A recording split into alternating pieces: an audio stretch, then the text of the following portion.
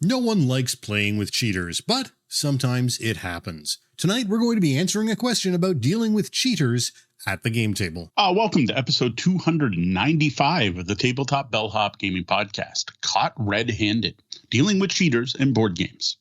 Now, in addition to tips on how to handle cheaters, we will be sharing our latest gameplays, including a couple of new-to-us games. That includes Robotech Reconstruction from Strange Machine Games and Cats Knocking Things Off Ledges from the Op. That's Cats Knocking Things Off Ledges from the Op. And then we're going to wrap up with two reviews. Castle Raisers from Wonderful World Board Games, which is coming soon to North America through AEG, and Tesseract from Smirk and Dagger Games. And you're going to have to stay tuned to our Ask the Bellhop segment to find out how those two games are actually tied to our topic for the night. Now, before all that, though, we should introduce ourselves. I'm Sean, your host, and with me is Deanna. Hey there to all the Bellhop boarders. And, of course, Mo, the Tabletop Bellhop himself. I am Mo Tuzano, the Tabletop Bellhop, your cardboard concierge, helping you make your game nights better. We like to record Wednesday nights, 8 p.m. Eastern, live at twitch.tv/tabletopbellhop, and we love it when people join us in the lobby, our chat room here on Twitch. Now on to some housekeeping. First up, disclosure. Wherever you are watching or listening to this, any links you see are most likely affiliate links. When you use one of our affiliate links, it costs you nothing extra, and it does help to support the show. We also want to acknowledge the fact this episode exists in part due to the support of our awesome Patreon patrons. If you're curious what that entails, you can check out patreon.com/tabletopbellhop. And last up, let's talk about show notes. If you head over to our website, we have show notes, and that's where you can find links to absolutely everything that we are going to talk about in this episode. Just head over to tabletopbellhop.com/295. That's /295. Before we get to our main topic, we've got a few announcements, starting with some upcoming cons and downtime. Yeah, so at the end of the month, we're heading to Kentucky for Gamma Expo, and we're going down a little bit early to visit some family. So we will not be here recording live nor dropping a podcast on the Sunday after for the weeks of February 25th or March 5th. Though you can expect us to be recording a Gamma Expo recap episode on March the 11th. And if you're going to be at Gamma Expo, we would love to meet up, have a drink, share a meal, or better yet, play some games together. We're going to be there for the full event from Sunday through Thursday.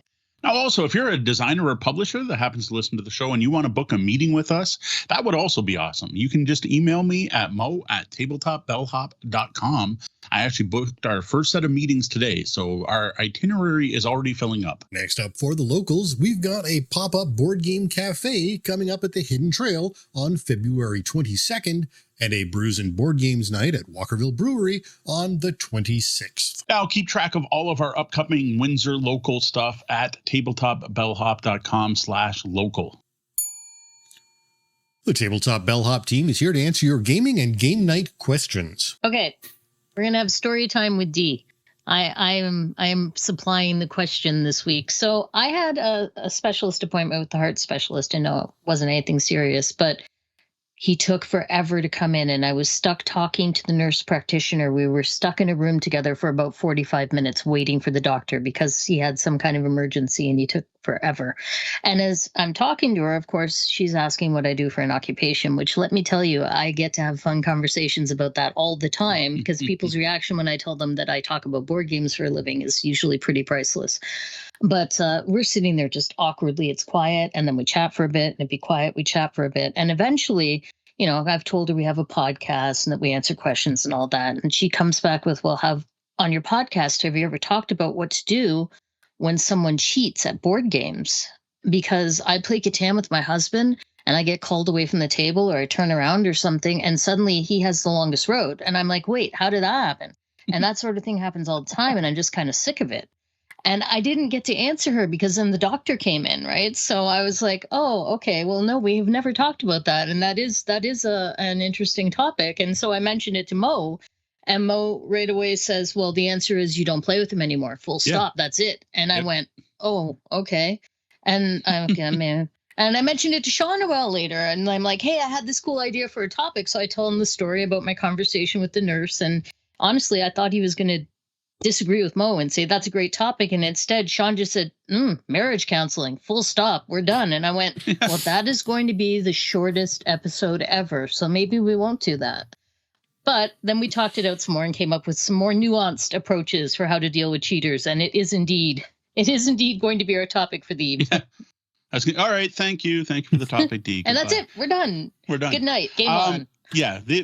Honestly, my initial reaction is if you find out someone's cheating, don't play with them. That may stand, but we're going to give you some more constructive tips than just that. I got to say it's a difficult question. And the big thing here that really sticks out in this question isn't just that the person's cheating, but it's someone intimate to the person you're playing with. It's not just a stranger cheating. This is their husband. But for our tips tonight, we're just going to talk about what to do with people who cheat in general at games. We're not going to be like, when your partner cheats, that's a totally different topic. And Sean's actually right. If your partner is cheating in any way, counseling may be a good, valid option for you. I mean, it's true. It makes things a little different than, say, every time I play with Sarah, I think they cheat. Maybe I'll just avoid playing with Sarah. It's a little harder when it's your spouse. Exactly. Yeah, and it gets even more difficult, of course, if this is in the relationship and there may be children coming, or there may be children already there that are going to grow up, and you'd like to have family board game nights, but, well, you don't really want to teach your kids that. So yeah, true. Hadn't thought about that.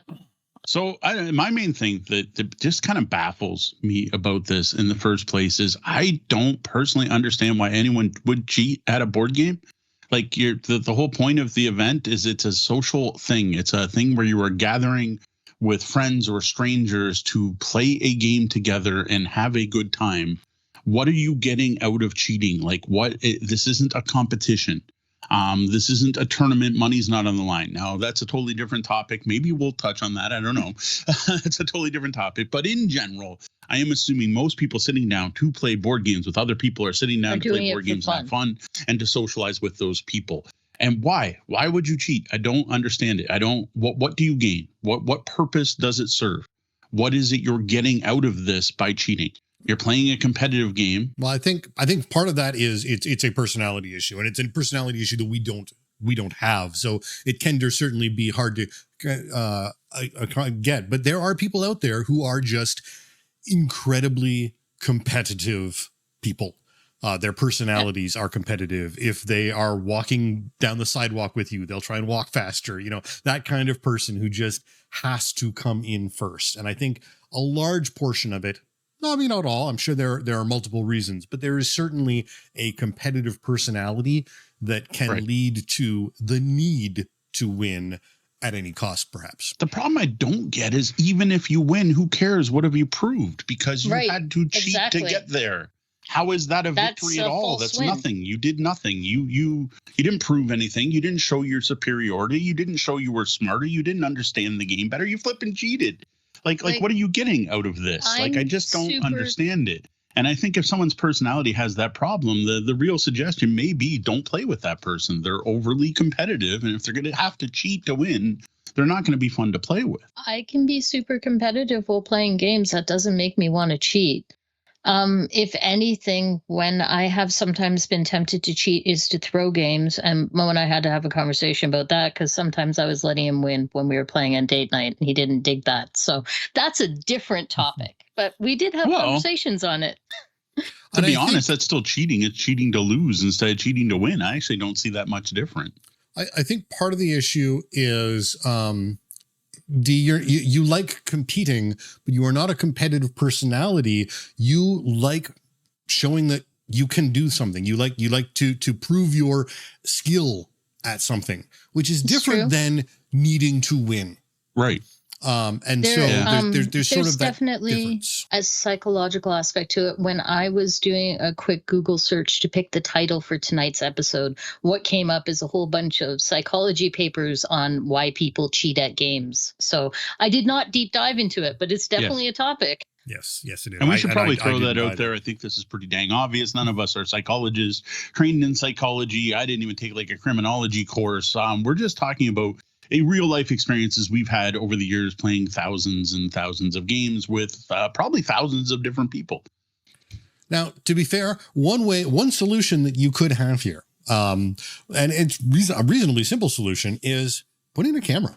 If you suspect someone is cheating, it's real easy to get a really small camera and put it on a shelf somewhere and confront them with it, because there are times, and if it is not a deeper issue that again requires counseling and therapy, it may be as simple as, look, I know you're cheating. Look, here is the evidence. Stop. And that may be able to stop it. And if it doesn't, then you've got other issues and you need to progress along that lines. But sometimes just directly confronting someone who has been cheating can solve the problem. Yeah, that was going to be my next step. Like now that we know someone's cheating, we're going to ignore the reason why and just go, what do you do about it? Like, have the conversation, be an adult. This is our most common advice. We have this Ask the Bellhop segment every single episode. Our most common piece of advice for any people problem at the table is talk about it. Strong suggestion. If you suspect someone's cheating in the middle of the game, don't stop in the middle of the game and go, hey, you're cheating, because that's going to disrupt the game for everyone. Maybe extra embarrassing for the person who's cheating and make things extra confrontational. I would suggest finishing the game or possibly pausing for a bathroom break or something where you can talk aside.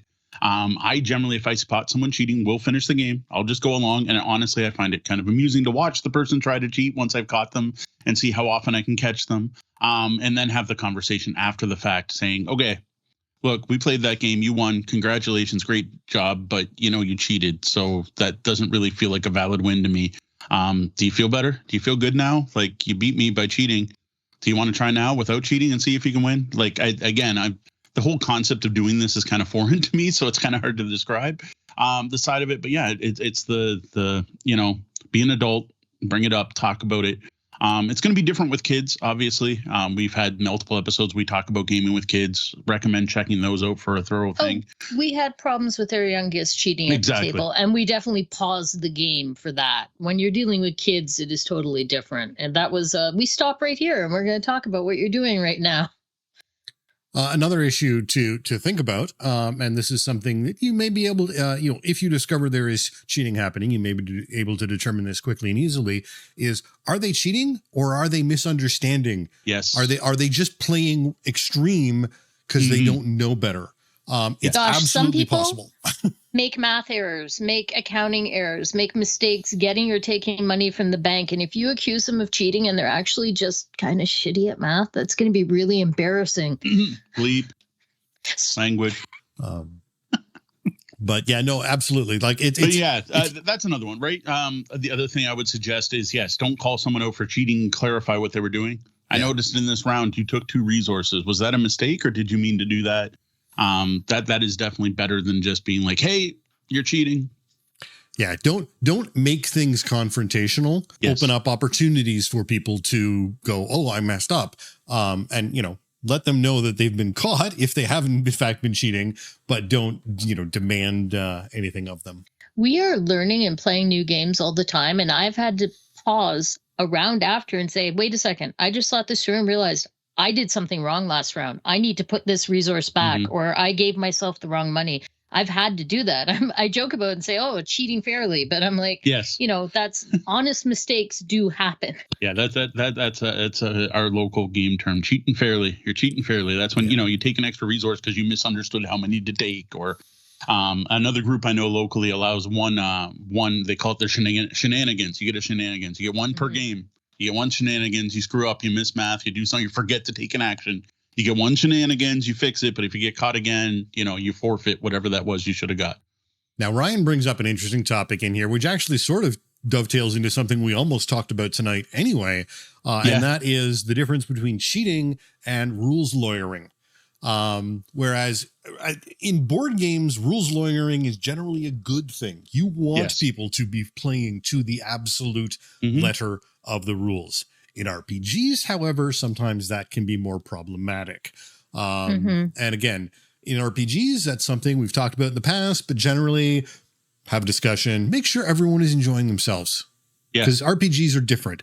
RPGs aren't as rule guided and rule locked in the way board games are. So make sure everyone is enjoying themselves and having the fun time of the role-playing experience. Whereas in the board game world, make sure everyone is being a rules lawyer. Essentially, you want In a way, to be yeah. playing to the letter of the rule book, unless the rule book is wrong, and that's a whole other. Well, he expressly calls out exploiting loopholes. And if you are trying to break a game, if you're trying to exploit loopholes, that's just not fun. Don't do it. Yeah, I mean, again, and there's the solved game problem, and there's like, is it cheating when there's a local gamer that before playing a game for the first time will spend hours online watching strategy videos before playing someone? To me, that kind of feels like cheating, but to me, again, that's just foreign because I'm like, I like discovering a game and I want to figure out that game-winning strategy myself, not someone tell me, when playing. I'm not going to say it. Always take the purple action. Some people may know what game I'm talking about by saying that. I have felt that way before when sitting down to a new game with someone and having that person say, well, I've studied this extensively online and there's one of two possible opening moves and blah, blah, blah. It's not cheating, but it does suck all the joy out of it. It's not fun to play with that person. Just be a fun person to play with at the table. That's kind of the key to having a better time with everyone. Though also I would say that most games that have been solved, probably, you don't necessarily want to be playing them with most people, at least, competitive board gamers. Yes. Make sure you find out what games have been solved and put those off to the side for more casual gamers. Yep. Now, another thing that's worth bringing up, honestly, and this more goes to the RPG side of thing, is it really a problem? This has to do with your own comfort level with confrontation, your own peer group, the people you game with, especially if you have a regular game group. I personally think you should at least have the conversation. But if the cheating isn't hurting anyone, and everyone's still having fun, who really cares? You're not playing for money. The game is meant to be a game, and it's meant to be a social endeavor. It's something fun to do. And maybe you don't care if someone's cheating. Now, in this case, the question, it's very clear that she's not happy that when she comes back to the table, it looks like her husband rereads to pieces. So yes, that's not cool. Not everyone is having fun, but there has definitely been groups I played with over the years.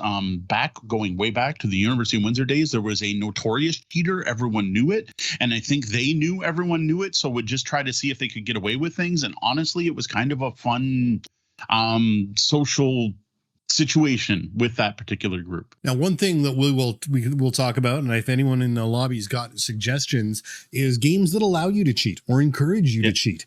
They're out there. There are a few games out there that either have a card that lets you cheat or encourage you to lie to your friends, as the social deduction games that none of us are big fans of, but lots of people are. Yeah, there are quite a few games that personally encourage cheating, lying, bluffing. I wouldn't call anything lying, bluffing really cheating the game, but misdirection. Again, it really depends on the game you're playing, what's considered cheating and what's not. That's also important. Moving roads in Catan is obviously cheating. But in a lot of the social deduction games like the Chameleon, there's no real way to cheat. You're just playing it differently. In a bluffing game, lying is not cheating. It is It is an expected part of the gameplay. Right. I had to explain that to our kids. What was the one that we were playing? Oh, that game with the Stuff of Legends. Stuff of Legends, right? We played Stuff of Legends, and they were like, "You lied to us," and I was like, "Yes." But they were older, right? I'm not playing with my 5-year-old. They were still betrayed by the fact their mom would lie to them. They were so betrayed by the fact that I lied to them, and I'm like, guys, that's called bluffing. That's part of the game. Yeah, I actually felt bad for them that day. I'm like, maybe we shouldn't have introduced this. They're like, Mom is a lying liar. I felt so bad. So if cheating is a problem, talk about it. I know it's not easy to do. That's our biggest suggestion. But other things you can do is play games where you can't cheat or it's very difficult to cheat. The real easiest way to do this is play a cooperative game. Mm-hmm. Those winners are probably still going to cheat. Like that's cheating, like putting your thumb in the which way book so you can go back. It's all everyone at the table. You may, if you catch someone doing that, say, hey, I want to win legit. Please don't cheat. I want to win this legit. But that's as far as the difficult conversation has to go. And you're probably not going to notice it. So cooperative games are great for that. Games with open information where just everything's out on the table, abstract strategy games. So it doesn't work if you go to the washroom and someone changes the board. So that's taking things to a next level. I didn't realize that was part of the question when I was kind of thinking about this stuff ahead of time. So on my list, I had like open information strategy games, like how do you cheat at chess without, sneaking a piece while someone's not looking. But all those Zensu, Deanna's favorite game, all of those abstract strategy games with perfect information. A lot of war games are perfect information. Dexterity games, I think, are awesome for that. Like, how do you cheat in we're going to be talking about cats knocking things off ledges later. There's no way to cheat in that game. Like, it's a dexterity game. You're good at it or you're not. And everyone's right there watching everything you do. So I actually strongly recommend, if this is a problem and you don't necessarily want to have that difficult conversation, but you still want to play with the person who's known to cheat, just start playing games that it's really hard to cheat in or impossible to cheat in or where it really doesn't matter. Or as Sean suggested, those games where you're encouraged to cheat. Well, when we first started talking about this leading up to the episode and you said cooperative games, I was like, oh, that's brilliant. I never in a million years considered that, because I try and banish the existence of cooperative games to a dark corner. But I'm like, that's really smart, because, they're either not going to cheat, or I guess it's helping y'all win.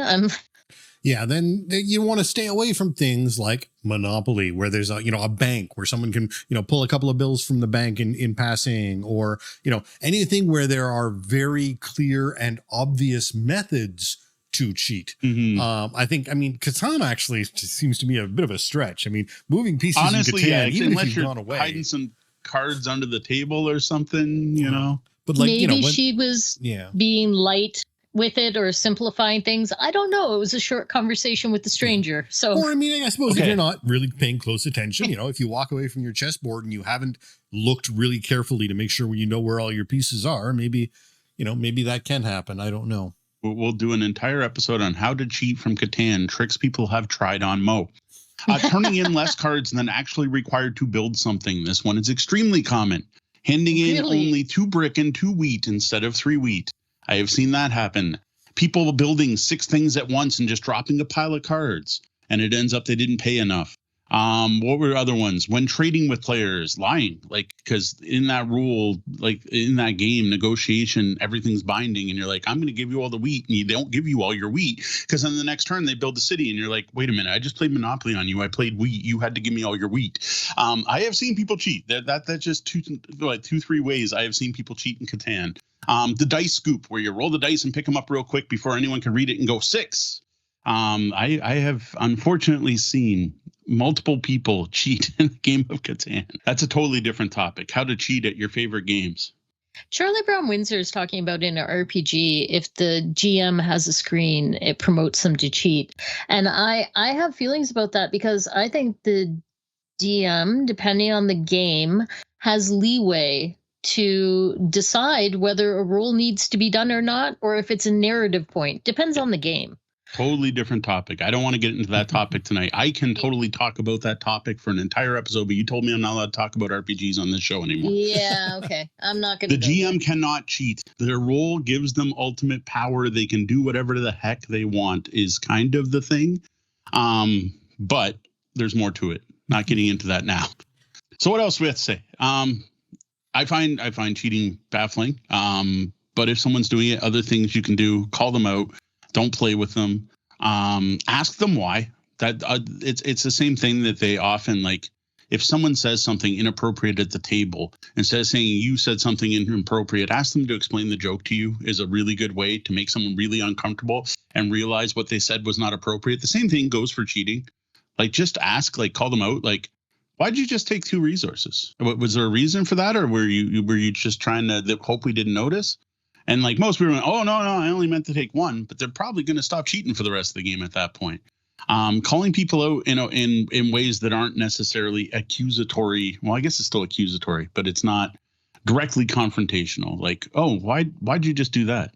Or where'd you get that extra wheat? Didn't Mo just play Monopoly? How'd you get a wheat? Yeah. If you assume someone has made a mistake to start with, give them the benefit of the doubt. Maybe they didn't know. Maybe they made a math error. Maybe they grabbed too many cards or too many bills or whatever. Assume there was a mistake made until proven otherwise, essentially. If it happens 1,000 times in a game, you think you can, that's been proven otherwise. But, there's no need to be confrontational unless they have given you ample reason to be.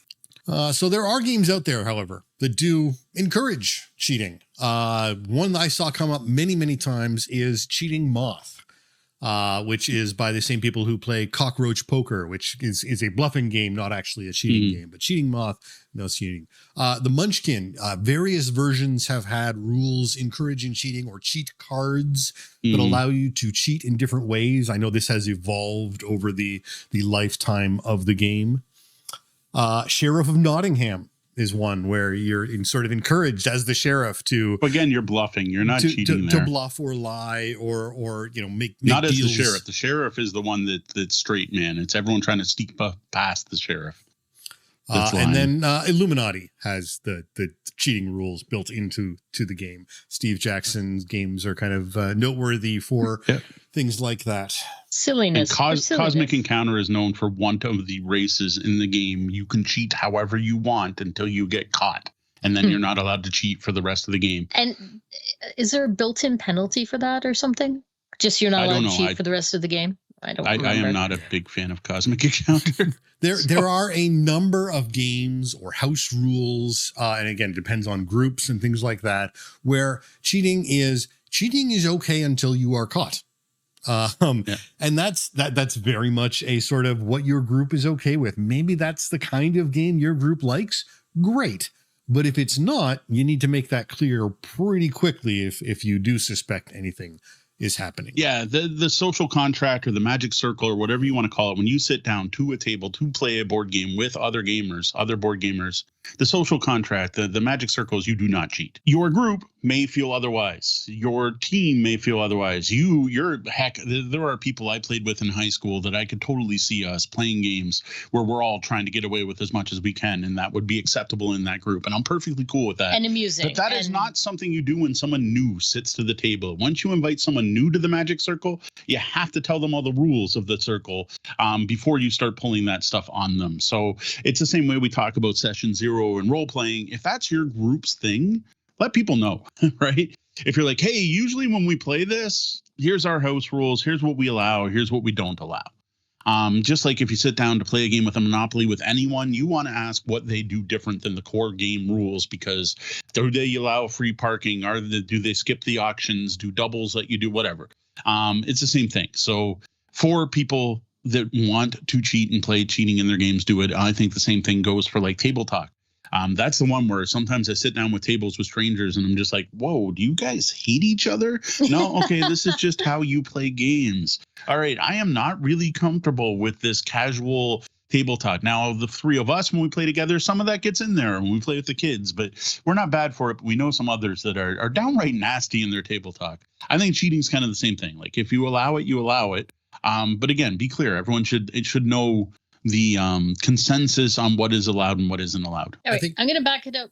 I'm going to back it up to Sheriff of Nottingham. So I'm going to say that we have clearly displayed that Sean has never played Sheriff of Nottingham. I'm just guessing it here.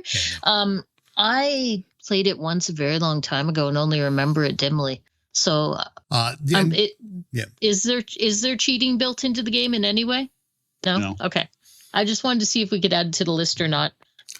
One thing I saw reference that was kind of shocking to me, reference in lists of games where cheating was either allowed or sort of permitted, was euchre.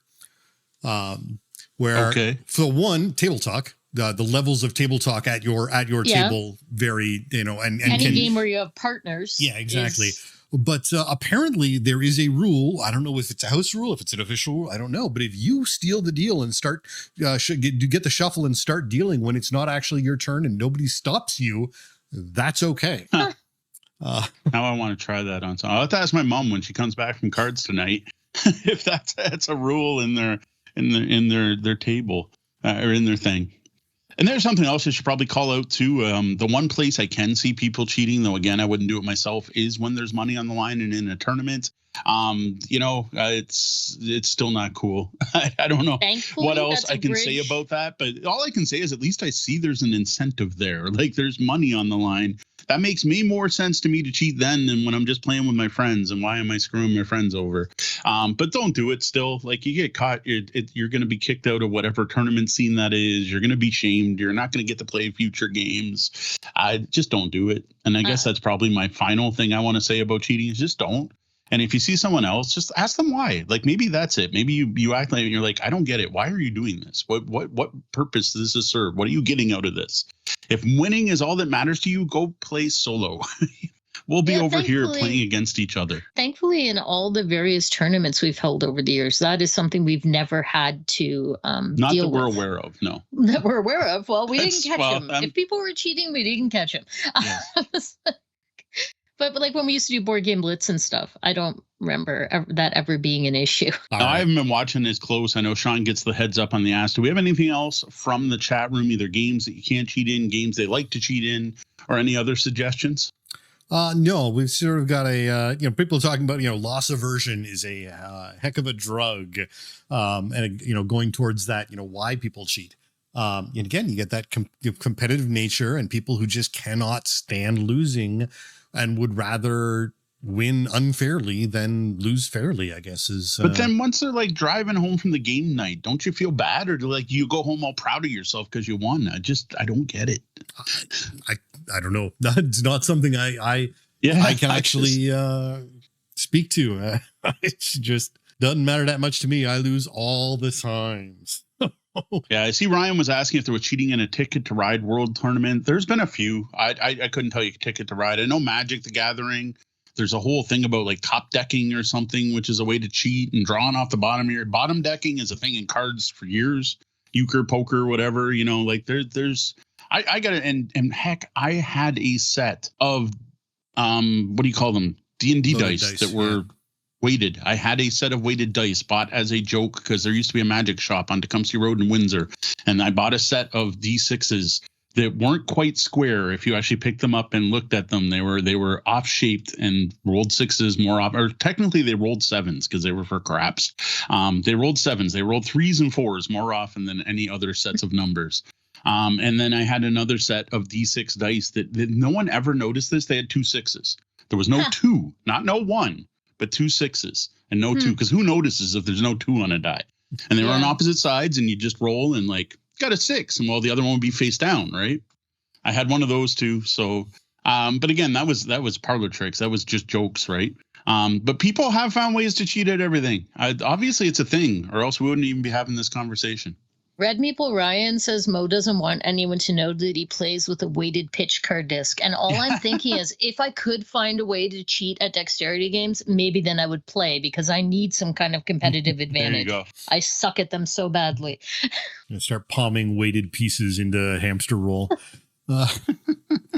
All right. Well, I think to wrap up here, cheating is not fun. So why do it? What is the point? At least if it happens at your table, now you have some suggestions on how to handle things. So what I want is I want the stories. I want to hear the story like Dee told the story at the top of this, right? Told a story about how we got to this question. I want to hear a story about how someone cheated. There's got to be some good ones out there. I threw out some from Catan earlier. I want to hear what people have done to cheat at your game table, or heck, what you've done. Are you proud of it? No, I want to know. I want to know what are the best cheats. What are the best board game cheats you have seen? 26 tips on the cheater's guide to board gaming. No, leave us a comment, a reply, or a DM wherever you found this, or better yet, post something over on our Discord at discord.tabletopbellhop.com. Welcome to the Bellhop Tabletop, where we talk about the games we've been playing lately. So we don't have a lot to talk about this week. Mainly, we're going to talk about 2 games, but both of them are brand new to us. So you get some first thoughts here tonight. One of those just hit store shelves this month, and that is Cats Knocking Things Off Ledges from The Op. Designer Sen Foon Lim, friend of ours, and David Killing. I'm hoping to see Sen at Breakout to be able to tell him this game is really cool, because this is a very clever dexterity game where you are building a cat tree, putting your cat onto a platform onto that tree, putting a toy onto that platform, and then knocking it off. Trying to get it so that it falls without falling all the way to the table. You want it to land on one of the other platforms. You get points for how far it fell, and you get bonus points if you match what platform it fell on. So if you knock the pizza off, you want it to fall on the pizza platform. It's an awesome theme. Like, honestly, this is just such a cool concept, and it literally is cats knocking things off things. You're using tweezers to put the cat, and you have this little cat paw stick that you have to use to knock the toys off. What's really cool, though, is that the game is actually a lot more strategic than I expected because of that thing where you're trying to go high but not too high, and where you're trying to drop things onto the proper platform. And some of the strategy in the game is kind of neat because you're like, I kind of want to just drop the fish again, but to drop the fish again, I got to fish my fish out to be able to put it back on that platform. And that's not in a place I can reach right now. Like, there's just neat, interesting stuff. And like every good dexterity game, I don't know if I'm just bad at physics in my head or I'm bad at predicting things, but I'm always surprised by just how much bounce pieces of wood have at some times. I was surprised by how much actual strategy was involved here. And I was also surprised by the constant failure. Like, I didn't play. I was watching you guys play. It was our first play of the game. But man, did that cat tree come down often. You would be doing something that to me looked like an easy turn. And maybe this is why I'm not allowed to play a strategy game. Strategy games I am allowed to play. Why I'm not allowed to play dexterity games. You'd be doing something that to me looked like dead simple. Like, you're definitely going to do it. And then boom, it fell over. The other thing that amused me was the little cat's paw piece and the way just people ended up batting at it like a cat would. Just a tap, tap, especially Gwen. Tap. Oh, there it goes. It was like so actually cat-like that it amused the heck out of me. Yeah, I got to see the sort of tail end of that game get played. I was off doing something else, but it was certainly more of a game than I expected from something of that title. Like, you really think that's going to be some throwaway. It sounds like, one of those silly 80s games like I Want to Bite Your Finger, which it wasn't a real game almost. But no, this is absolutely a real game. Yeah. And the other thing that's cool too is like Deanna's talking about the tower getting knocked over. That only happened twice. And that's actually not like part of the game. Like, it is, but it's not a stacking game. It's not meant to build a particular, like good stacking games. You want to place a piece so it just stays there, so it falls down on the next player's turn. That's not what you're doing here. Yes, you're penalized if stuff falls over. If it knocks over, you don't get to take the rest of your turn. But like, it doesn't end the game. It's not, one Jenga or Rhino Hero, where once the tower falls, they're all done playing. You just take it off and then keep going. You build from what's left. And I think that's really cool. Plus, the structure itself is pretty stable. Unlike many dexterity games, they're not hard to stack. You just have to understand the physics. They're like nice solid wood chunks and nice big platforms. So I actually do like that. And the game is actually not really as much about stacking as lining things up and getting them in the proper spot so that you're dropping the toys in the right place. And maybe it's about, learning the game and understanding how the pieces are going to react. But watching, it seemed like you guys were failing more than you were succeeding. We were trying to drop things from far too high. Like, the game only plays to 10 points and we're trying to do a single 8-point drop. So I think that was just us you're like, go big or go home. or underestimating the bounce of wooden pieces. And being pretty highly competitive as well, I think was part of it, Yeah. It was a pretty cutthroat game. Honestly, like this, if you like dexterity games, if you have a cat lover friend, like, I know we usually save the who should buy it until our full review, but like, if you have a friend who loves cats, this will fit in a stocking. It's a small box game. This would be a great gift for anyone who is a cat fan. I am expecting it to be a big hit at our public play events. The next new to us game we got to the table was Robotech Reconstruction. Now, this one is readily available, not new hotness at this point. It's a couple years old. This is a Robotech coin game from Strange Machine Games and Dr. Wix, which is actually a team of 2 designers. Technically, I played this at Gamma Expo back the year it came out in 2023, but this was actually our first time sitting down, me teaching the game and playing through a full game. And I've got to say, it was a very pleasant surprise. Like, I thought I would dig this. Strange Machine makes a lot of Robotech games. I think we've now played all of the Robotech board games, not the RPG. And I've enjoyed all of them for what they've done with the Robotech license and the feel and what they've done with the characters and the story. But I also really liked the mechanics in this game, especially the amount of player interaction and the way the 4 factions work. This was honestly one of the most interactive games I've ever played. It has this really cool mechanic where at the start of every turn, you are going to play an event card. And there are 4 different factions. The event cards are evenly split between those factions. And for the most part, you want to play someone else's card, not yours. Because by doing that, you get to take your special faction-specific actions, which are important to winning the game. which ends up leading to a lot of negotiation because you're allowed to trade your cards. So it's like, how about I give you this card and you're going to play this on your turn and you give me one to play right now as long as it's not my faction. Get this neat negotiation. Plus, there's this whole thing where it's my turn, but Sean's going to be doing a bunch of stuff because I played Sean's card. So he's going to be doing a bunch of stuff on the map. But then I get my turn to kind of react with what Sean did, whether that's counteracting what he did or building on it or whatever. And I found that absolutely, utterly fascinating. Like we have played other coin games. I think only one at this point, Fire in the Lake. And that felt very different from this. This felt more interactive. There was more, the four factions were more entwined than I expected. Yeah, I was surprised not only at how much I remembered Robotech, but also how fun the game was. And this dynamic of every player having an enemy, a friend, and a neutral party to them while still being competitive with everyone else at the table, even your friend. And trying to win under that situation was a really exciting and interesting dynamic. Yeah, I, on the other hand, was shocked by just how little I remembered about Robotech, though, to be fair, I did watch it like 30 years ago. What stuck out for me about this game was just how quick it was. Like you say, coin game, and I think I'm buckling in for a long ride.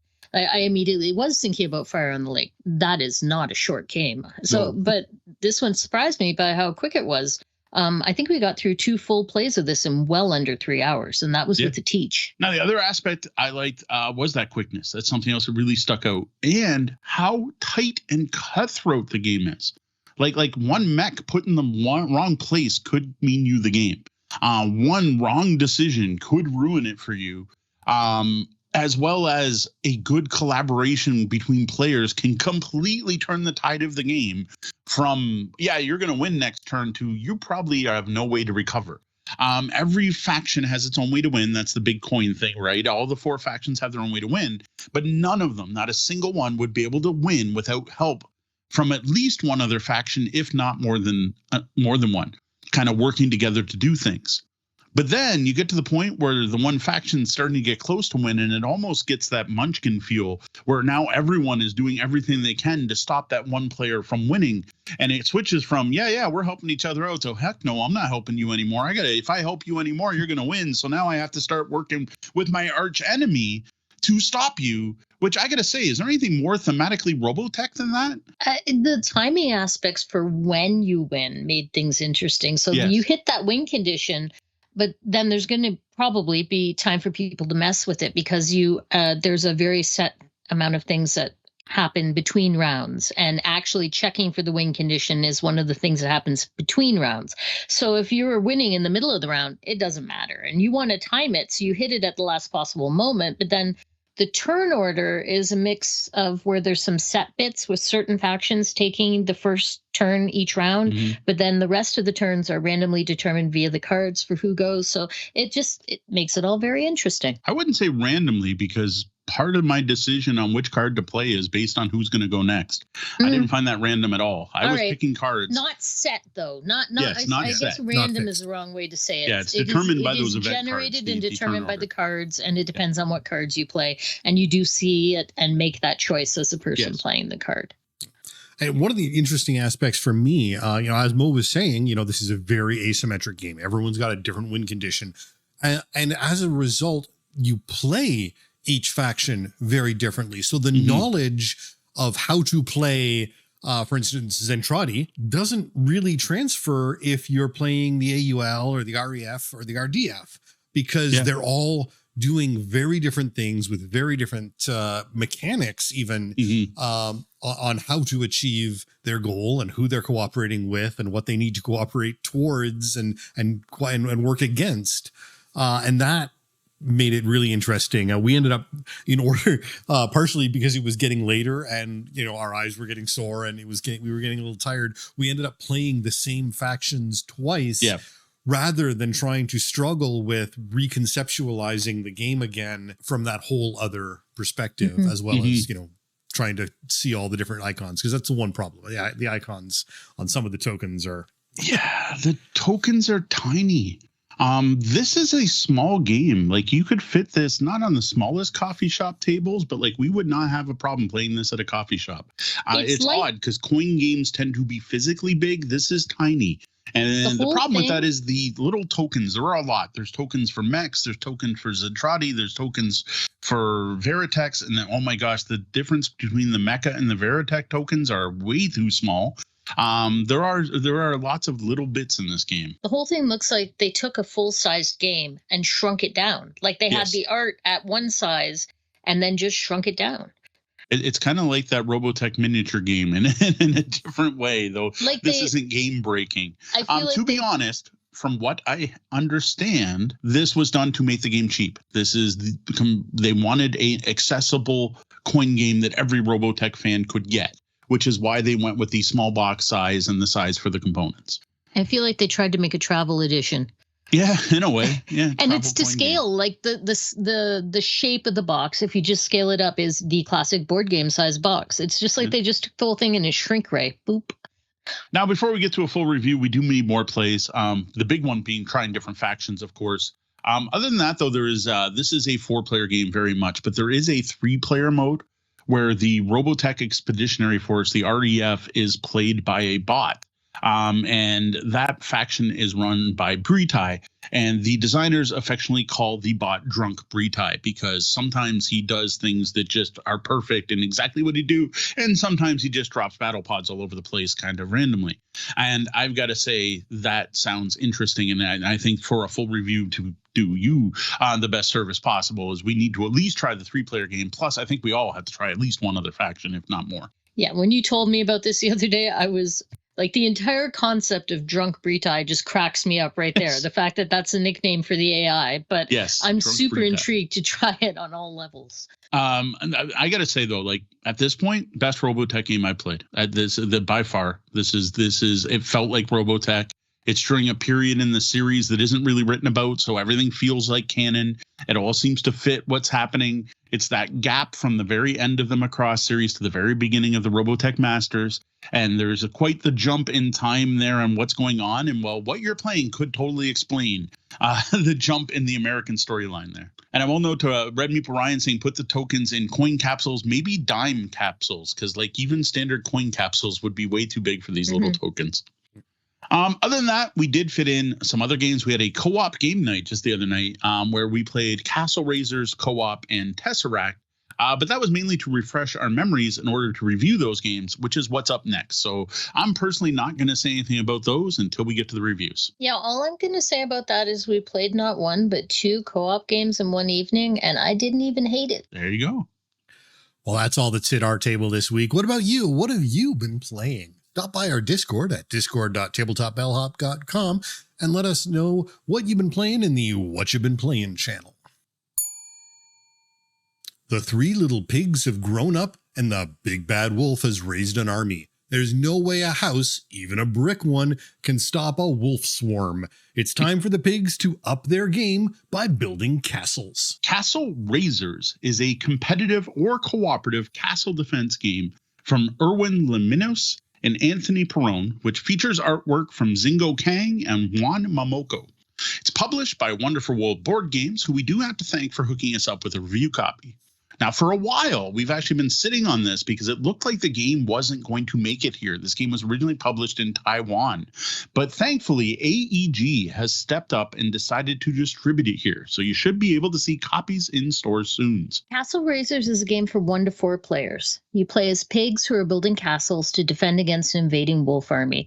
As Sean pointed out, you're thinking 3 little pigs here, as you build first with straw, and then wood, and then brick. Each round, players draft wall sections to add to their castle, and you get to take actions based on what icons you're covering up when you place those wall sections. You can play solo, co-op, or competitively, and most of the time, games are under an hour. The rules are really easy to pick up, making this a good family weight game that could also serve as a great welcoming game for players that are newer to hobby board games, just so long as you have one experienced gamer at the table that's there to teach or coach. Now, for the most part, components in Castle Raisers are quite good. There's a great box insert, and the wall sections are thick pieces of cardboard that give a fun depth to the game when stacked. Icons are bright and distinct and easy to tell apart, and the rulebook has plenty of examples for all modes of play. Oh, and the chunky yellow pig first player marker is cute. Now, the issue, though, is with the cards. The summary cards, in particular, aren't laid out well, and the font is very hard to read. The village tokens also feature rather small icons on them that are tricky to read from across the table. Now, we have a pre-release version. It is the English version of the Taiwanese printing of the game. And I know for a fact the rulebook we have has been pretty much tossed out and rewritten. The one we had is not good, but I'm not going to complain about it because I know there is a second version out there. It's also very possible AEG, when they localize the game, may be doing some further refining, which would be a good thing. But I can't comment on that because we haven't seen that. The revised rulebook is actually significantly better, way more clear, way less verbose, but still not perfect. There are some tweaks I'd like to see. Now, if you do have or manage to find an older printing of this game, do go online. Board Game Geek has the latest file. It was updated in September 2025, so it's still fairly new. I would grab that before starting to play. Like before, don't even read the original rulebook, just read the PDF for the new one. Yeah, strong recommendation. If you somehow manage to get your hands on a first printing of the English printing of this game, take the rulebook, throw it out, and go get the PDF version. All right. Every player in Castle Raisers gets their own castle board to build onto, and the board is divided into 3 sections: forest, farmlands, and sea, and it has a ring in the center where you place your castle walls, and it also has places to hold town tile upgrades. On each wall section, there are icons, one for each of the 5 actions that you can take in the game, and the player boards are also slightly asymmetric as those actions are in different places on each board. Now, at the start of the game, each player picks 1 town tile to add to the marked spot on their board. These tiles give you a permanent upgrade, making one of the actions more powerful in that section that it is placed in, as well as providing an end-game scoring opportunity. So each turn, it's really simple. All you do is take 1 wall tile from a market and place it onto your board. Then take the actions you covered up. For every icon you cover up, you take 1 action, which is at most 2. The wall placed will have 2 icons on it, which will get covered later as you build up your castle, which gives the game a very strategic feel because whatever wall you draft determines what actions you'll be able to take later in the game, which I think is really neat. There are 5 different possible player actions, including 1, add a new village tile to your board.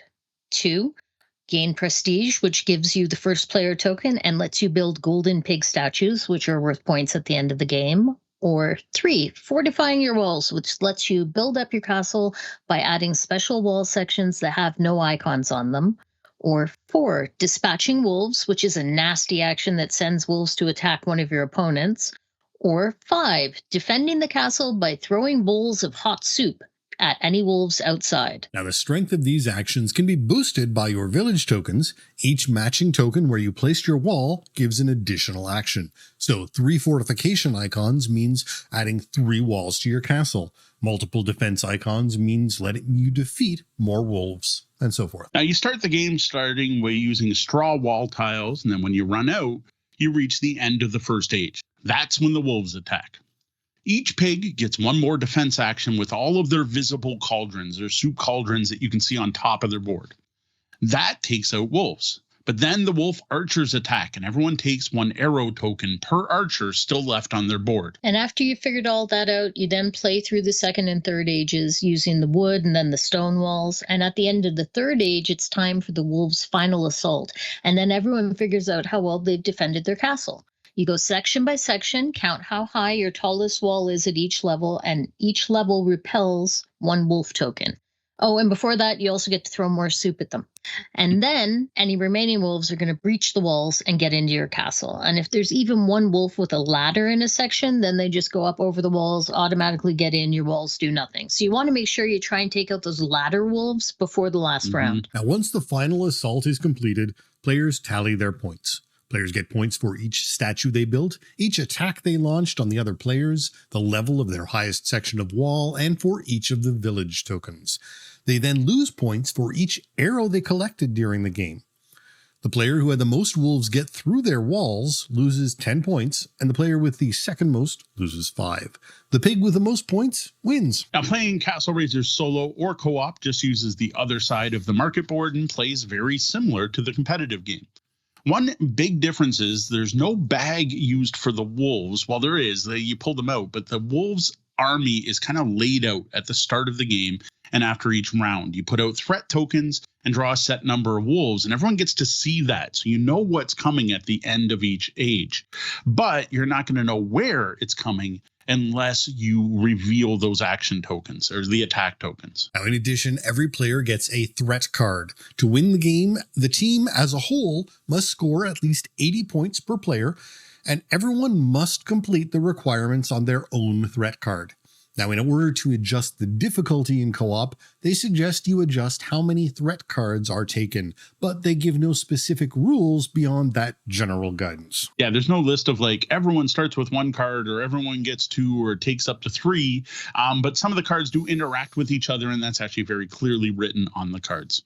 So Castle Raisers is kind of interesting because our first time ever attending Gamma Expo, they do an event for media members like us. We're called the Media First Look event, where publishers put their games out on display. And while we have a trick going to any convention or even exhibit hall at a convention is don't start at the front. One of your things you do is you go to the very back of the table.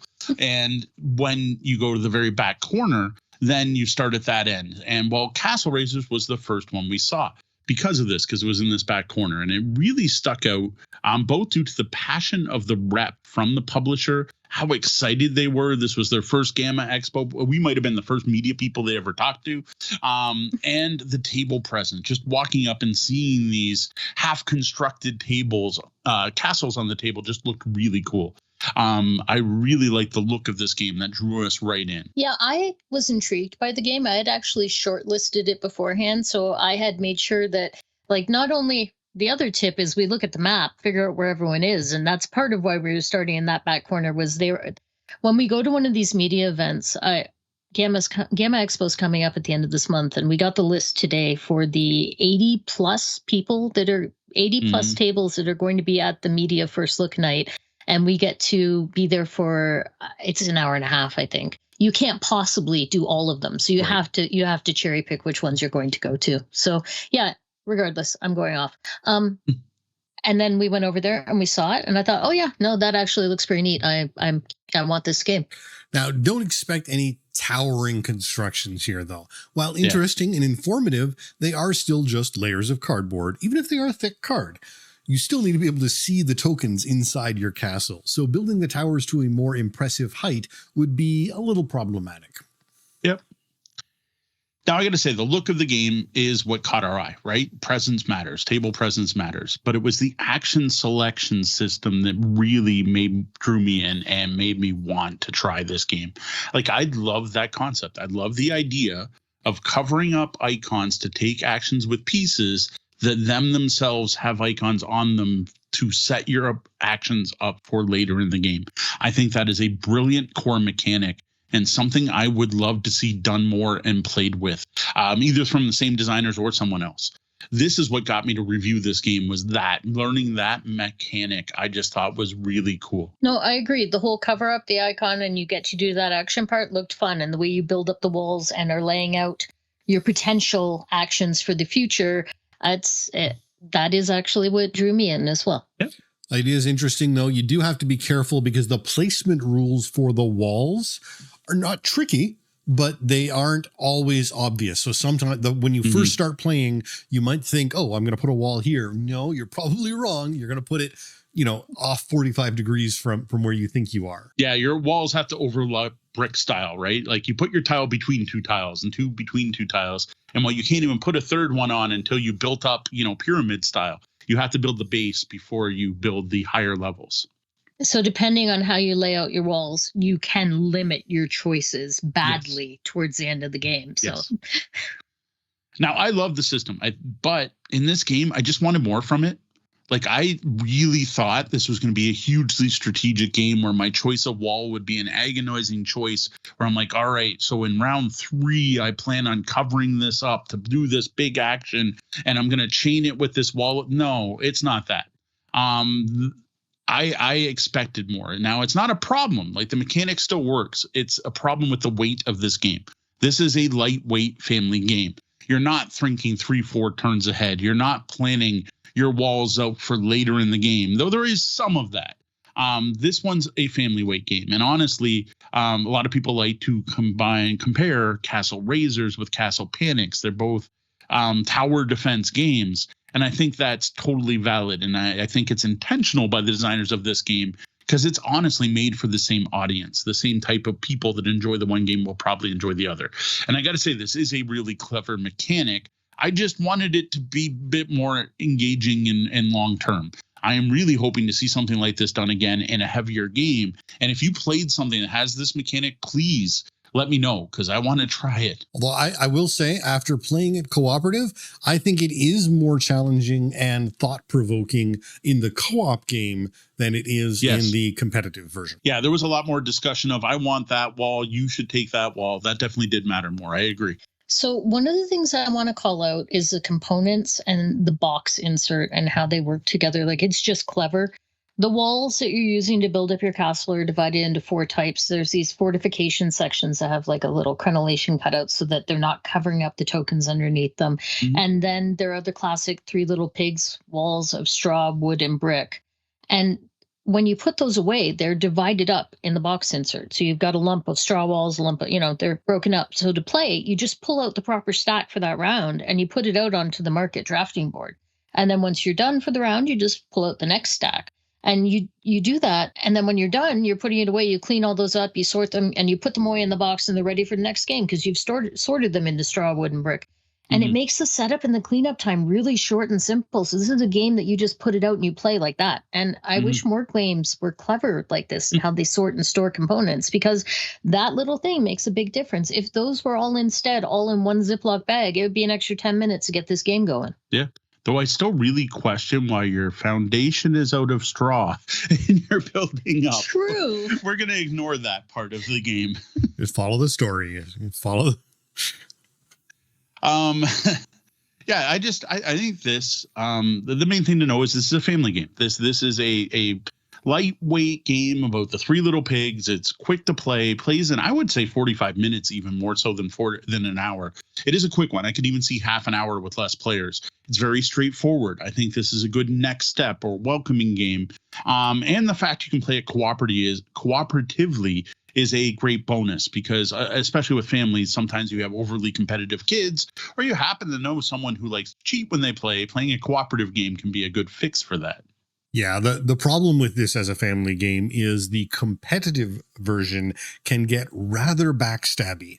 Yeah. And so you want to lean towards the co-op, but as Mo mentioned earlier in this review, there's just enough fiddliness in this game that you do need someone who's kind of a gamer who can orchestrate the rest of the family through some of the trickier portions. Again, it's not a difficult game, but there's a little bit of fiddliness that sort of takes someone more used to hobby games. Yeah. Like I said this when we were talking about it last night, it's a family game for gamers. Like, it'd be a great game to play with your kids if mom or dad's a gamer. But if you hand this over to a family where at least one person isn't already a hobby gamer, they're going to struggle with it and probably not have a good time. Yeah, and I just want to reiterate what Sean said about this being a nasty game. One of the core 5 actions in the game is send a bunch of wolves to attack the other players. And that can actually give a lot of points. It is a very valid and good action to take, and it makes direct negative interaction almost impossible to avoid. Like, it is very hard to play this game not building at least one level of wall everywhere. So you could try to avoid that token, but you're probably going to cover at least one of them. And competitively, this is meant to be a game about playing nice. You need to watch out for anyone who seems to be specializing in attacking. You can get a bit of a steamroller effect if someone just lets the other player collect all the attack tokens. And hate drafting is definitely a thing in this game. So yeah, don't expect a cozy. This is not one of the cozy games that some people like to talk about. This does not fit that, despite having the child's nursery rhyme theme. No, you need to pay attention to what everyone else is up to. And in the competitive game, I would say hate drafting is almost required. Now, for the hobby gamers and parents, there is some nice engine building going on. Like we're saying, it's a family weight game, but like this is one of those games where like the parents are still going to enjoy it, right? It fits in our category of kids games adults will also enjoy, because there is some interesting engine building with the village tokens. So every village token you purchase is giving you a way to score at the end. And honestly, I love that mechanic in games where the players drive their own end game scoring. That's not something very common, especially in family weight games. Plus, everyone you're buying is building your engine for a specific action. So the tiles, the only action that you can't boost is taking more tiles. The other 4 actions can be boosted. So you can buy additional soup pots. You can buy additional attack tokens. You can buy additional fortification tokens. Now, on your main board, there's one of each of those. So no matter which way you take the action, you're getting 1 boost, but adding extra tiles can make them extremely powerful.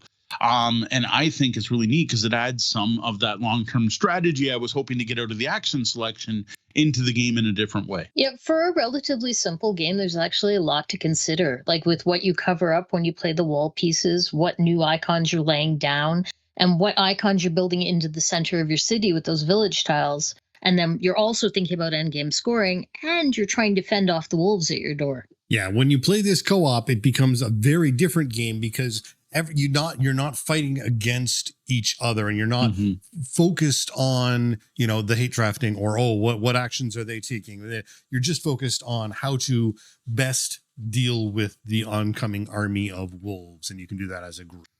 Now, another part of this game I really like is watching your castle grow. I do like the aesthetic to it. I do think it has pretty good table presence. Though, honestly, I do wish there were a few more walls, like just a few more rounds so the towers got a little taller. I think when I first saw that demo copy set out at the table, I think those might have been completed castles. And here I thought the game was just starting. I think the tallest we've ever seen is 11 tiles high. And that's with a player just like 100% focusing on fortifications and making a kind of lopsided looking castle in the first place. Just don't go expecting to build a tower. It's kind of like you're building some defensive walls around your village more than a castle. Still looks kind of cool. So I don't know if I really agree with that.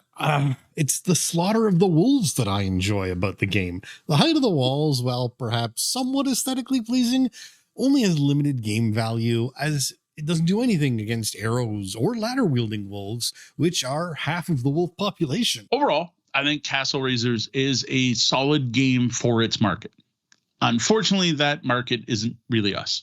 Our kids are older now, but I think they would have loved this a few years ago.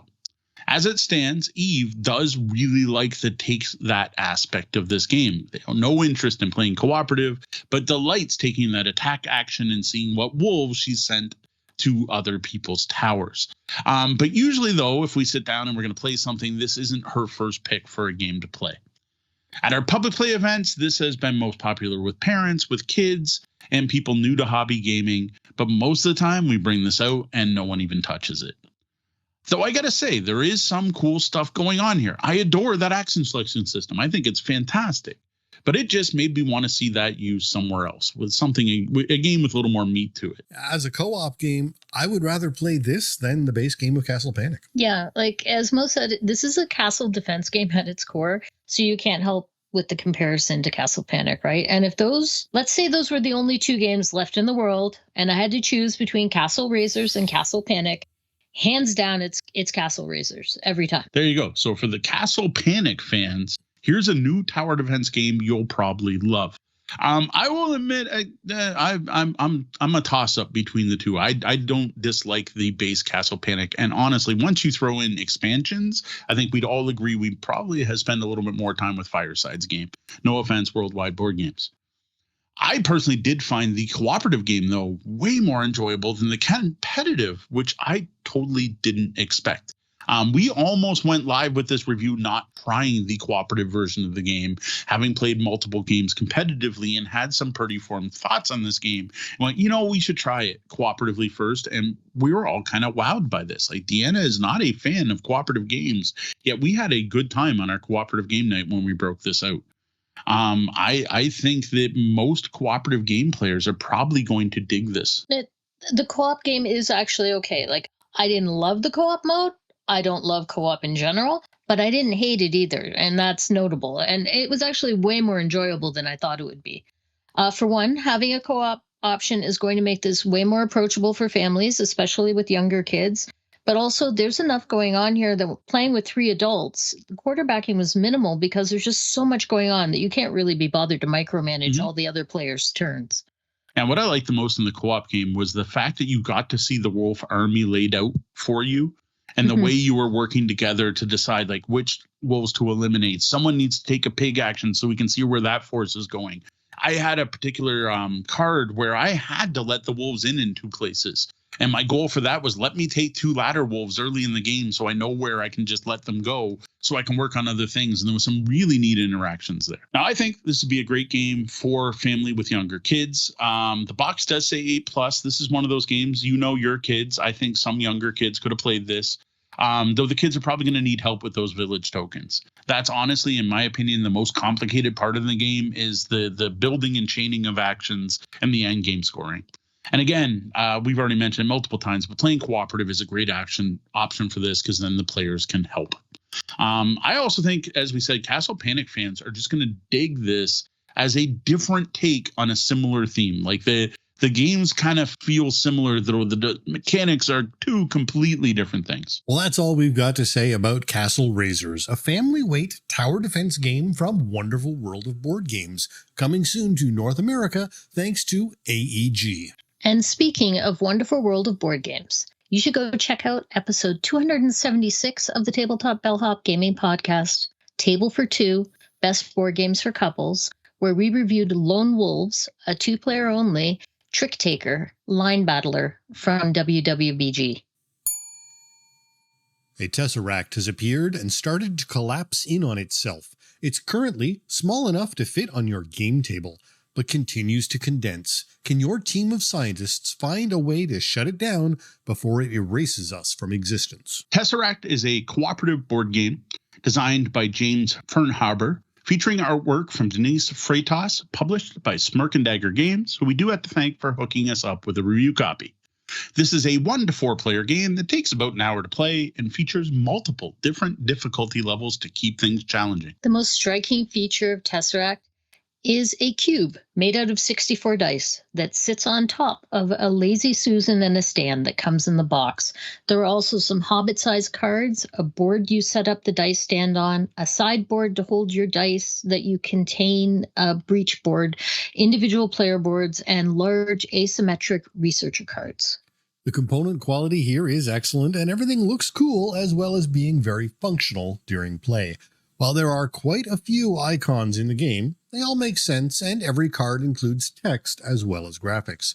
The Lazy Susan is a nice touch and works great at the table, letting all of the players rotate the diminishing dice cube to be able to see all sides. You can see this in our Tesseract unboxing video on YouTube.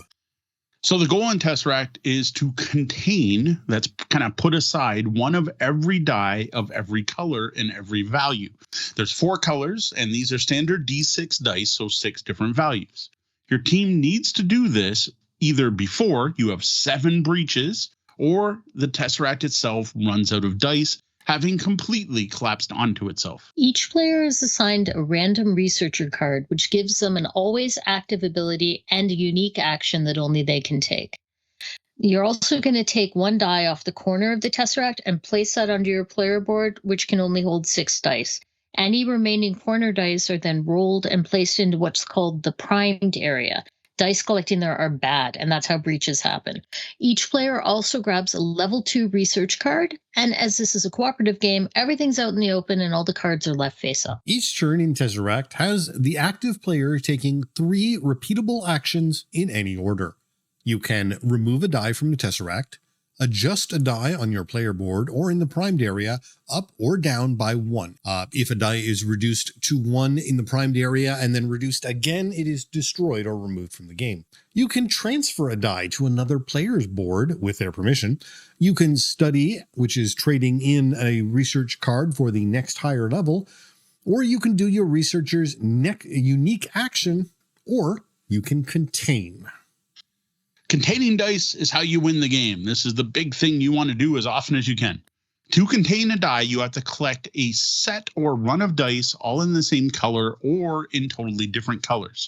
You pick one die from that set and put it on the containment board, but the containment board can only hold one of each die type. This also lets you remove a matching die from the primed area. Don't forget that, like we did in our last game, making things extremely difficult. Then you take your other dice that weren't contained and you can re-roll them and get a research card, or you can keep them. Now, whenever you contain a complete set of 4 of the same number, that's going to unlock a powerful containment card that can be used by any player. And then once you've collected a full set of any one color, that lets the group return a destroyed die back into the Tesseract. On top of the actions that players have every turn, they can also play any number of research cards, either before, after, or in between the 3 actions.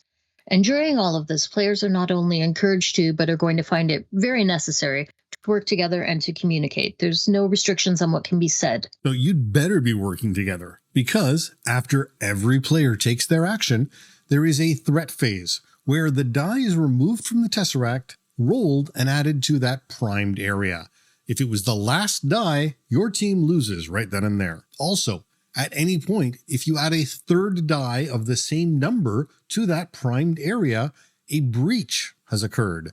And remember, if you get 7 of those, you lose. Yep. Adding to the tension, whenever you take the last die from a stack, you reveal a portion of the base plate. Something bad happens.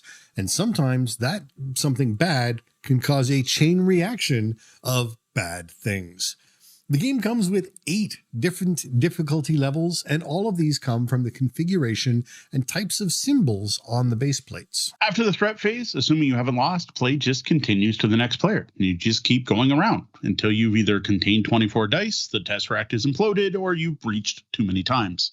The only thing left to mention is that if you do play solo, the only difference is you're going to play 2 researchers. You take 2 research cards and 2 boards, and you swap between them. So you play a researcher, then you do the threat phase, then you play the other researcher, do a threat, and repeat until you win or lose. One of the things I want to point out, and I didn't look up the exact number, but there are a large amount of different researchers, and you each take one of those and get an asymmetric ability. So there's a lot of replayability there in being able to play a different character with different powers every game. Yeah. In addition, there are more than 6 containment cards as well. So the variety of containment cards you get will change every game. And there are 3 different decks of research cards, all of those giving you actions like move a cube, rotate a cube, turn a cube, return cubes, and so on. There is actually a surprising amount of variety in this box, making the game more replayable. So the tension in this game is real. And while quarterbacking can be a concern, as with pretty much any co-op game, there are some ways to mitigate it, if not eliminate it completely. Yeah, and one recommendation from the designer was play with your research cards in your hand instead of out on the table to at least remove some of that quarterbacking if it's a problem with your group. Though that is going to make the game more difficult. So now, of course, the coolest, most notable thing here is this cube on dice on top of Lazy Susan. And just the look of this game, we've already had someone in our chat room here say this game visually looks fantastic. And yes, it does. And that's what caught my attention. We were at Origins Game Fair, and I went, what the heck is that? And walked over to this table where people were manipulating dice and spinning a thing and like, what is this? This looks awesome. I knew absolutely nothing about the game before I went over to the publisher and said, I want that. And the numbers on the dice kind of look like an alien language or something. And it's just got this sci-fi look to it. You've got this neat dice cube there. And then you go up to it and you realize it's on a Lazy Susan that can move around. You're like, I don't know what this is, but it's got to come home with me. I need to try this. Well, we must say, with our copy, the awesome looking components don't sit as flat as they might. So there is some wobble to the Lazy Susan, which, while not problematic, is a bit nerve-wracking as you turn it and watch it sort of tip a little bit and dice might I still think shift. that might have been more our wobbly kitchen table than it was the game. We do have a very wobbly dining room table. We do. I'm going to point out too that you don't have to build this cube. There's a little cardboard tower you dump all the dice in and kind of shake it, and it just builds a cube for you, which is clever and speeds things up. But yeah, don't spin the Lazy Susan too quick either. Then dice go flying and it kind of ruins your experience. If you want to see my reaction, like I did do a live unboxing video of this one where I actually built the Tesseract and I made the cube and poured them all in. So it's a very cool looking game. But not only that, there's this level of immersion you get from this game because it's so tactile. Like you are picking up dice and rolling dice and manipulating them. This is just a very hands-on, touchy-feely game. And like when you give a die to another player, like don't just put it on the board, hand it to them, right? You just get that actual feeling of interaction. What's cool though is it's not just that. Like it's not just a gimmick. You will expect to find the actual gameplay interesting, intriguing, immersive, and quite enjoyable. Like this is a game that's doing interesting things with dice, playing around with the odds of D6 dice. And there's quite a bit to think about where you're trying to form sets as well as watching those prime dice so they don't build up. And you don't want things to get out of hand and trying to decide every cube you remove from the Tesseract is actually making it shrink. So you don't want to remove too many cubes. And where do you want to take from? There's this really useful cube, but it's really low down, which means something's bad's going to happen if I take that. And I think that's really neat. And then there's always that big moment when you're going to reveal part of the base plate, because the base plate just this round disc with a grid on it with all these icons. Everything on there is bad. There's no good effect on those base plates. And once you get to the higher difficulty level, there are some really nasty things. It's just a really neat moment when you're about to take off and everyone's like, oh, yeah, something bad's going to happen. What is it? And I got to say the cascading effect of some of those base plate icons can completely change your game around to, oh, yeah, we got this under control. No problem to we're on the razor's edge. We could lose any moment. Like any good co-op game, and I say this hesitantly, but like any good co-op game where you're playing against the game, it is difficult. And it does have that you're on the edge of your feet. I think we're going to make it. No, we're not. Yes, we are. No, we're not. Oh, no, we lost. We must play again. Now, there is one thing to be aware of. There was a small misprint with this game. There was a small mistake made when they were designing the graphics for this. That it can kind of make the game a little swingier or more difficult than you'd expect. Right in the instructions, it states the plates are two-sided. On one side are numbers that go from 1 to 4. On the other side are letters that go A to D. And you're supposed to play the numbers 1 to 4 first, then you're supposed to flip it over and play the A to D or whatever. In fact, though, there was a mistake made and they were numbered 1 to 4 and then 5 to 8. And like on the other side of the 1 instead of the 2 is the 5. So the actual proper order, if you care, is you should be playing 1, then 5, which is the back of 1, 2, then 6, 3, then 7, 4, then 8, which I realize is a little weird. For what I understand, there's no plan to actually update. This isn't enough to warrant a change in the art style and the printing and another lading. It just is what it is. But don't be surprised if you're sitting down to play and you suddenly find plate 3 way harder than plate 6. Though, to be fair, plate 1 is pretty hard on its own, so... Yes. Yeah, this is not an easy game in any way, as Deanna kind of talked about, which honestly is something we do look for in cooperative games. That's what I feel like makes it compelling. At the end, this is a puzzle game, and it is a complex puzzle that you're going to solve with some random aspects to it. So the strangest thing about this game, we all enjoyed it. We all just played yesterday and had a good time. So I can't explain this. We have someone in our chat room on Twitch that says this game looks fantastic, but they haven't tried it. We can't seem to get anyone to play this game. Now, I know cooperative games aren't for everyone. I get that. That makes perfect sense. I totally get it. And I admit, this is a game where quarterbacking can be pretty bad if that's what you don't like about cooperative games. I understand. Well, I don't like cooperative games because everyone tells me what to do. Yeah, okay, maybe this isn't the game for you. But I can't seem to get anyone to play this game, including people who love cooperative games. Like, I understand people who hate cooperative games not playing. For the ones that love it, why aren't they playing this? Like, I know a local group that only plays cooperative games that wanted no part of this. But then every time I can get a group to actually sit down and play it, they love it. Like, I've set this up at Walkerville Brewery. So we're doing the thing where you're like, just look at that cool looking game over there. And yeah, everyone walks by. Everyone, even people who aren't there to play games, are like, what is this? Some will pick a die up off it. Someone will turn the little... the lazy Susan and we'll be like, hey, you want to try that? I'll teach you how to play. And they're like, oh, no. And I'm like, why? What is it about this game everyone's scared of? Like, is it the science-y look? Is it the fact those dice do look like alien symbols? Even though it's actually just D6 dice with pips with lines between them. They just don't look like D6 dice you might be useful. Like, I just don't get it. Why can't we get people to play this game? Because most people who do play it like it. Yeah, I'm kind of baffled by it. At first, I thought something about the description we were putting on the menu wasn't evocative enough. And so I was like, we got to set it up. If we set it up, people are going to see this and they're definitely going to play it, but they don't. It's weird. So I think there's probably a number of possible reasons or reasons that might all combine together. It looks a little dexterity like, you've got this sort of fixed cube. So that turns off some people. Too many dice can feel very, very, very random to people, even though that's not really part of the game. Just seeing 64 dice in a game feels like there's going to be a ton of randomness, which is going to turn off some people. But also, I think this game does give off a very strong puzzle vibe. And I have said myself, a puzzle isn't the first thing I want when I'm sitting down for some fun casual gaming. This is a very specific kind of game for certain kinds of gamers. And I get that some people can be turned off by the idea of a cooperative game. I had a good time with it because I was playing with you and Mo, and we work well together as a team. If I had been playing it with a bunch of strangers where I was either feeling bad that I am quarterbacking or that someone else is trying to quarterback me, then that's no fun. Yeah, I almost everyone I've gotten to play this has enjoyed it, except for people I didn't expect to like it in the first place. Like, I'm like, you may not like this. You want to try it? And you're like, yeah, that's kind of what I expected your reaction to be. Our kids, for example. I personally, though, think this is a fantastic game, but for people who want to work on a puzzle together. There is randomness involved, but there's less than you'd expect with 64 dice. The big thing being that every time you take a dice off that tower, you roll it where it goes in the primed section. But you can mitigate the primed section, especially when you play with the proper rules.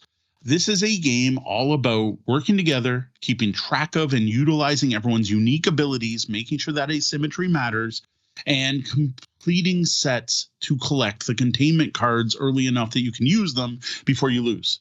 It's about choosing the right dice to get done what you need to do without exposing the team to more risk. And I think it is a fantastic cooperative puzzle that happens to also look really cool. And I have to point out that this game is easy on the eye. And I don't mean like just in it looks cool kind of way. Graphically, icons, everything's easy to see across the table to play as a cooperative game. Unlike some cooperative games where everything's so small, I don't know how the heck you're supposed to play together. Yeah, and I know this is coming from Tiana, who has some vision issues and is pretty close to legally blind in some cases. So, no, one of the things I do greatly appreciate that Smirk and Dagger did do with Tesseract is the iconography is not only clear, it's well explained right in view of everyone. So on your breach board is a list of every possible symbol that can come up on those plates. And it's even two-sided for the first 4 levels where there's less symbols, and then you flip it over so you get that building progression. The dice, once you realize they're just dice with 1 through 6 pips on them, they're very easy to tell apart by using those symbols. You'll never mistake a 3 for a 5. And I think it is extremely well done that way. The text on the knowledge cards are combined with icons. Well, graphics, I should say. It's actual art. The art matches what you're doing in the text. Like it is a graphically well-designed game. The only issue you may have is the Tesseract itself and the stand it's on take up a lot of physical space. And depending on how you're sitting and lining up, it may be difficult for everyone to see everywhere that you need to see, like the containment board. Like when we were playing, Sean could not actually see what dice we had contained without having to, move his head around the Tesseract. And we had to turn it a bit so that I could see the primed numbers because I'm short, and the arms of the Lazy Susan are actually quite chunky. So if you can't see beyond them, you can't see the primed numbers depending on how you set up the board. So I think if you like working together to solve puzzles, you'll love Tesseract. If you don't like working together at all, you won't like Tesseract. Bonus, though, if you like solving puzzles on your own, Tesseract presents a fun challenge, though it is a little easier if you're playing by yourself. Well, hopefully this review isn't going to collapse in on itself and take the universe with it. But if you'd like to talk about games that you like in the puzzling form, Feel free to stop by our Discord at discord.tabletopbellhop.com and start up a chat about your favorite cooperative puzzle games. Well, that was the double bell. That means our shift's coming to an end. We got to put the cooperative games away, and we're going to have to lock the lobby doors to keep all them cheaters out. We don't want anyone slipping in and staying the night for free. Before we start locking things down, let's take a moment to thank some of our Tabletop Bellhop Patreon patrons, all of whom are awesome. Ron F. Thank you, Ron. Papa Swick. Thanks, Joe. Thank you, Brian Van Beek. William Fisher. Thank you. Andrew Dacey, the person who listens to all of our Patreon audio. Thank you, Andrew. Daniel and Owen Thomas. Thank you. Well, we've hit the end of this podcast episode. You can always find us at tabletopbellhop.com. Be sure to subscribe on your podcatcher of choice and set us to auto download to never miss an episode. While you're there, why not leave us a review? Guys, we love reviews. They're super cool. Mm-hmm. Leave us a review. It depends. Not every podcatcher allows you to leave a review, but you can always go over to Apple or Spotify. At least allows you to give a star rating, if not to write something in. Yeah, and thank you for whoever gave us the review on Apple that we didn't see, because it ends up you have to log into all the different regions to be able to see them, because they're all region locked, because I guess the U.S. reviewers don't matter to the Canadian people listening, and the people in the U.K. don't want to see what the Canadians think. I think it's really weird. They don't just kind of group them all together. It's kind of strange. It's kind of amusing. That would be awesome is let someone else know about our podcast. Let them know. Don't just search Tabletop Bellhop. We're pretty easy to find. We've been doing this 8 years, and we just figured out that the podcast reviews on Apple are region locked. Yeah. I think I might have known that at some time, but it was a long time ago. All right. That's all for us tonight. For the Tabletop Bellhop Gaming Podcast, I'm Sean. I'm Deanna. Mo. Thank you. And game on.